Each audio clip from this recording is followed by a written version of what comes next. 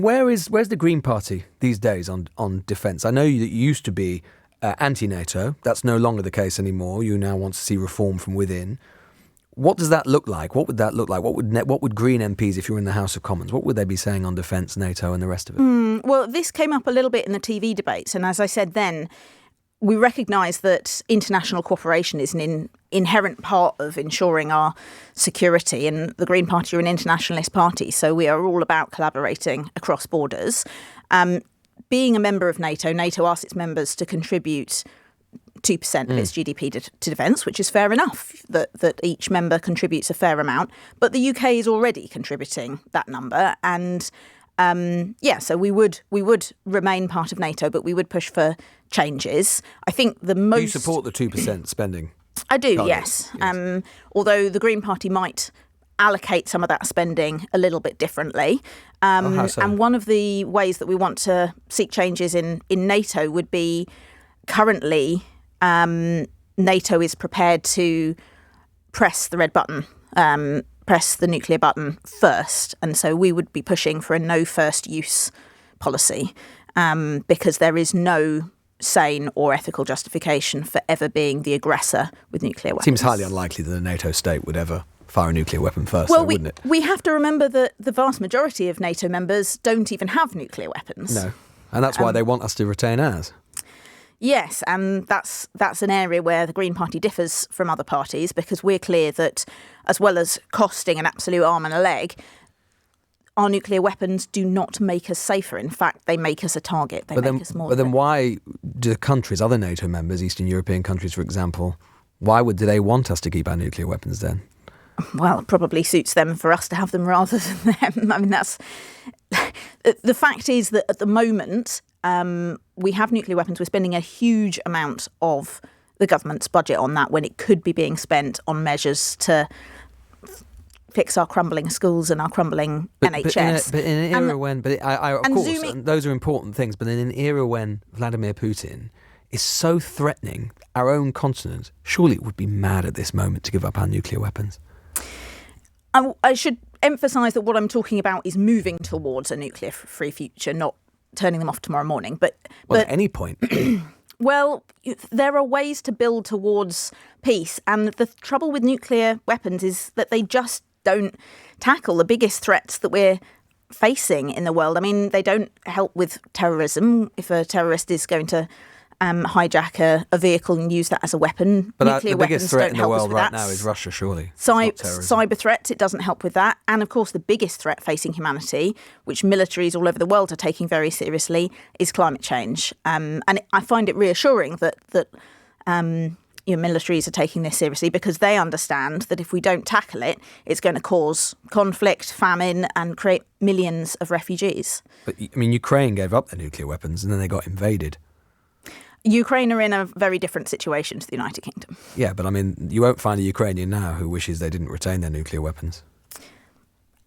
I think that's a very different situation to the situation the UK is in now, where we are making ourselves a target by being one of the countries that does have nuclear weapons and starting to host US nuclear weapons on our soil too. You think we would be less of a target if we didn't have nuclear weapons?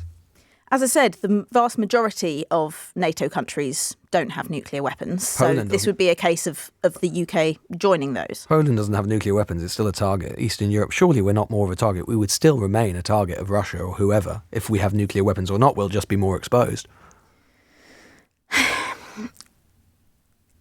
Going back to first principles, like what are the circumstances that pressing the red button would solve? Well, I can't think of any. It's a deterrent. I don't think that the argument for a deterrent is very effective. It to me, but isn't it a risk? I mean, maybe you're right, but it's a risk, isn't it? It's a risk. You wouldn't want to take a risk right now. It's such a risky moment. Russia is a revanchist power that is threatening its states. We are part of NATO. Surely the last thing that we should be doing, is taking a risk with our national security right now. The argument for having nuclear weapons only as a deterrent reminds me strongly of the argument that you tragically hear young people giving sometimes for why they carry a knife. They say they're doing it to protect themselves, and they truly believe that. But the fact is that those who carry knives are more likely to be stabbed, sometimes by their own knife. Defending yourself, thinking that it's a deterrent like that. We're not going to nuke ourselves, are we? No, but it makes us a target, as I say. Okay. I want to talk about other things because there are many other important matters. But just on Ukraine, because obviously you could be in Parliament and you'll have an influence in terms of what we do next. We're sending a lot of money and armaments to Ukraine. Is that something that your party supports? Yeah, Ukraine has an absolute right to defend itself when it's receiving attacks onto its sovereign territory.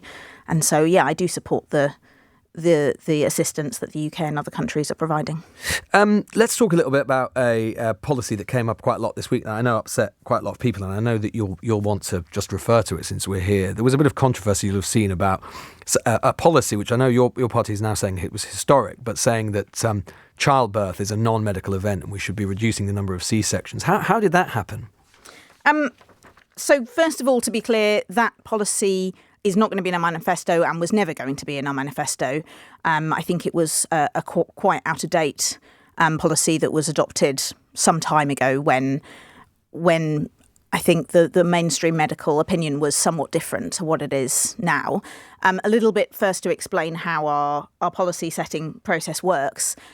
The Green Party is a very internally democratic party, so our policies are set one member, one vote at our conference. And unlike the other parties, we make those policies available. You are very democratic. But it does mean that sometimes policies that are not a priority but which have not technically been removed from the policy book may still be there. But because there was a suggestion it was updated in April, as recently as April. Is that right? I don't think that's true. I think that was when the entire website was last updated rather than that policy. But the bottom line is that in maternity and childbirth, as in all healthcare, what's really important is that people, women in this case, have the right to choose. With expert advice, they have the right to choose what is best for them. So and there's no doubt that maternity and childbirth, of course, are natural processes. And there's no doubt that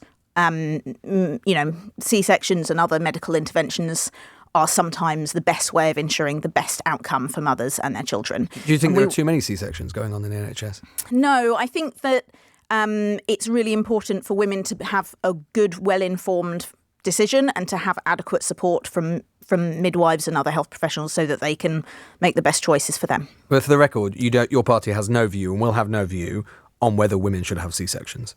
Our priority is making sure that everyone has access to the healthcare they need and can, it's the principle of my body, my choice, can make the decisions that's right for them with professional advice. But the party's not going to have a policy on it, on whether women should have more or fewer C-sections? No, the manifesto certainly won't go into that level of detail. Good. Okay, right. Okay, that's clear.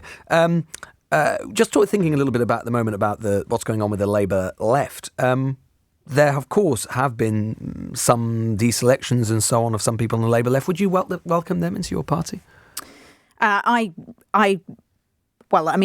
of all, I think the nomination period has ended. So, but in the future, it entirely depends on context. If people have been deselected because they have said or done something horrific, then that's very unlikely. If they've been deselected because they have different politics to the Labour leadership, that might be a different matter. It would entirely depend on context.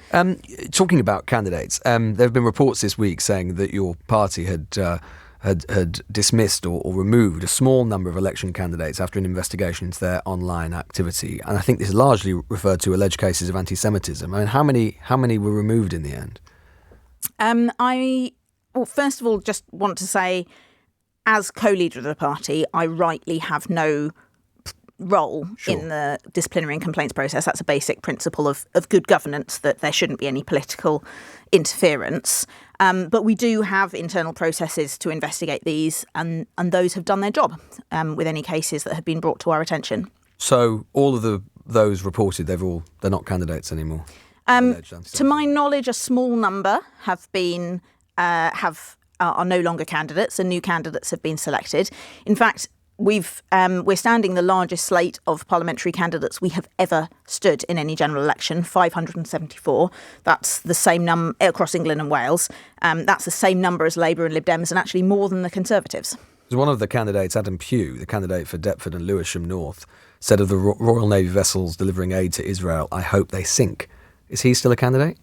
I'm not familiar with that particular case. I think he was still on the website this morning. That's certainly not something that I would ever say, but I have... Isn't it, saying Royal Navy ship should sink a parliamentary candidate? Highly inappropriate. As I say, it's certainly not something that I would ever say. Our internal processes have investigated any cases that have been brought to our attention and appropriate action taken. There were just so many of them when we were looking this morning. Simon Anthony, the Green Party candidate for Barking, or at least he was East London, compared Hamas to the French resistance and said the October 7th terrorist massacre was the current Palestinian Home Guard outburst.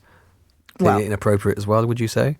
I share your view that statement is clearly inappropriate. And let me be clear that from the start, from October, the Green Party has always consistently condemned the horrific Hamas attacks for targeting civilians and breaking international law. We've continued to do so.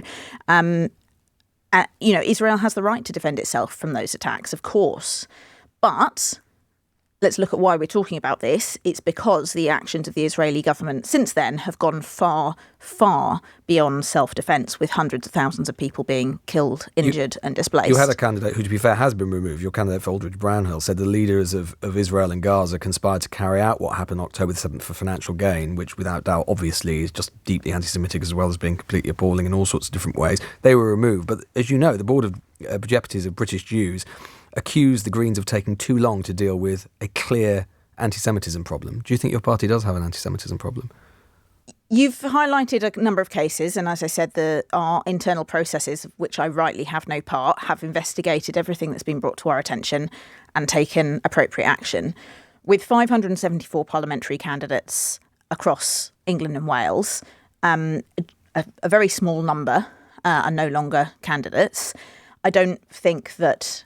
In fact, I know that while there is no place for anti-Semitism, Islamophobia or any form of racism or prejudice in politics as a whole, and certainly not in the Green Party, a small number out of 574 in total. So there's no problem. There's no substantive problem. You're saying it's just a few bad apples. Well, I would just draw attention to the fact that all political parties have had issues with problematic comments made by candidates and have had to ask candidates to step down in a few cases. I would obviously prefer that number to be zero, and it's something that as a party we're taking very seriously. Well, Daniel, can we get you back when we've seen your manifesto in full? Yes, I'd love to come back. Fantastic.